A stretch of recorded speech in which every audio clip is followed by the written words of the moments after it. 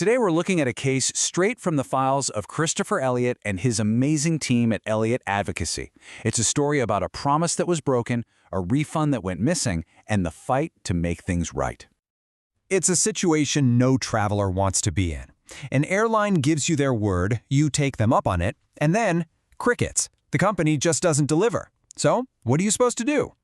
This is the number right at the center of this whole mess, $1,058. It's not just some random amount. It was the chunk of a refund that was promised and then just disappeared. To figure this out, you need to meet Martha Ryan. She bought a pricey ticket, she did everything the airline told her to do, and she still wound up over $1,000 short. This is her story. So how did this even happen? Well, it all started with a very clear offer from the airline. An offer they later seemed to have a very convenient case of amnesia about. Martha Ryan had booked a business-class flight from Connecticut to Dublin. It cost her $7,155, but a potential pilot strike was threatening the whole trip, so Aer Lingus got ahead of it and emailed her with a few options. One of those was a full refund. Seemed like the safe bet, so Martha picked it. And this right here shows you the problem. The promise was for a full refund of $7,155, but what actually showed up in her bank account was only $6,096. That's a gap of $1,058. The promise was clearly broken. When Martha finally managed to get some kind of explanation, this was it. Aer Lingus basically invented a new policy, saying her ticket type only got an 85% refund. But here's the question. Was that policy even allowed, especially with a strike on the horizon? Right away, Martha tried to get this fixed. She did exactly what you or I would do. She started trying to get in touch with the company. But what she ran into was a complete and total dead end. Just look at the effort she put in. For 4 straight months, she was relentless. She used their online forms, she spent I don't know how long on the phone with customer service reps, and she even took it all the way to the top and sent a registered letter to the CEO. She did everything by the book. And after all of that, nothing. Not a no, not a we're checking on it, just silence.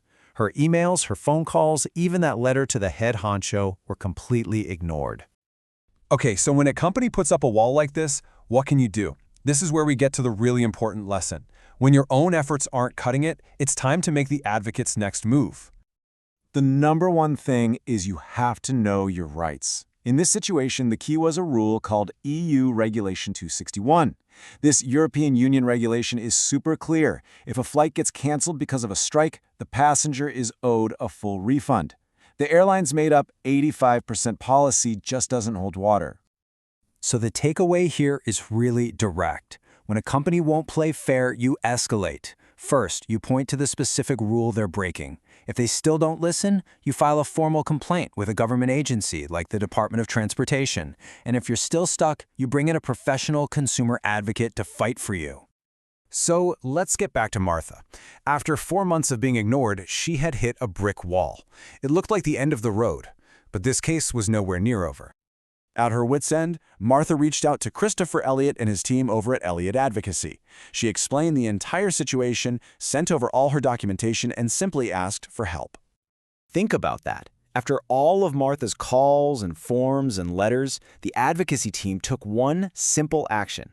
They sent a single, polite email to their contacts at Aer Lingus just to ask what was going on with her case. And that's all it took. The wall of silence didn't just crack, it came crashing down. The response from Aer Lingus was immediate and full of apologies. They admitted the delay and promised to process the rest of her money right away. And with that one email, the phantom refund finally became a real one. The missing $1,058 was on its way back to Martha Ryan. This case was solved because of the direct intervention of Christopher Elliott and his incredible team at Elliott Advocacy.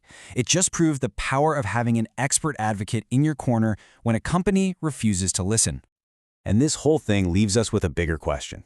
Martha Ryan got her money back, which is great, but only because an advocate had to step in. So what should happen when a company can just ignore consumer rights and the actual regulations until they're forced to do the right thing? That's something we're thinking about.